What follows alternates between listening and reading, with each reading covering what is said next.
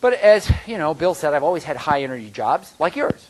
Okay, a job that requires a lot of energy and a lot of juice, and so I have lots of experience in increasing performance. The way we have to increase performance, which is every day on the job, despite all odds.